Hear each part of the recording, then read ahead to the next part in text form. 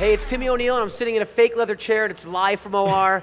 And beside me is a real human being, a hero of mine, Tommy Caldwell. Oh, thank you, I know, Timmy. it Oh my warms God, my that heart touched too. me. But let's That go was back nice. to the Dawn Wall. So long ago, January, the Dawn Wall gets sent. Next thing you know, I'm in the airport, and I see the covers of every newspaper, and it's like, Yeah, holy kind of like smokes. Obama or something. Yeah. Yeah, it was this giant thing, and it was not just a small thing for climbing in the outdoor industry, but it was a really big awareness. People going, wow, what is this? What did that feel like for you to be on the cover of all these newspapers and having so much attention, laser beam focus on you? I tried to ignore it mostly. Not anymore. I'm talking about it right now. It was like really cool to see this obscure sport of big wall free climbing. Nobody knows what the heck that is.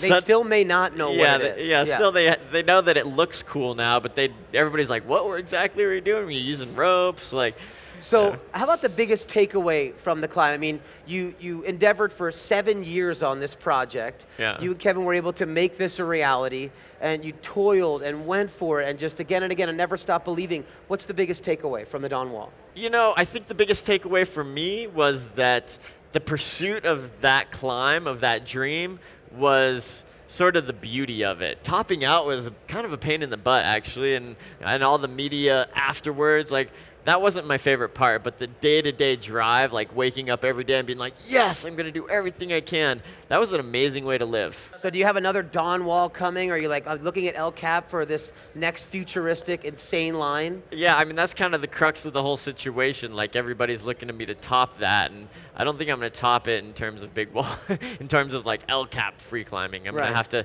alter my venue a little bit. I mean, in the meantime, I have an amazing podium, and so I'm trying to be a good ambassador to things like national parks and climbing, and you know, since I've got a little boy, I'm doing a lot of nonprofit speaking for these events about kids, and that's really cool to be part of that. And I'm writing a book, so probably for the first time in 20 years plus, I'm like using what's up here instead of just like my fingertips. Instead of using the little tiny brains right there, using the big brain yeah, that controls it all. I'm trying to like figure out how to make this thing work again. So And so that's speaking cool. of Fitz, you have this little dude, he's awesome, and named after Fitzroy? Yeah, we named him after the mountain Fitzroy. And me and my wife went on a trip there kind of early on in our relationship, and I had this incredible experience climbing that mountain with a friend whose dad had just died, and so, I don't know, that mountain just means a lot to me. And with Mount Fitzroy, you were down there with Alex Honnold, and you guys did the Fitz Traverse, and that is where you start at Guy and work your way all the way over many, many peaks. Tell us about that. It was many days, right? You guys were spending night after night up there. Yeah, we spent 4 days climbing on the Fitz Traverse, probably like 18 to 20 hours a day of actual climbing. It doesn't get dark very much in the time of year that we were there, so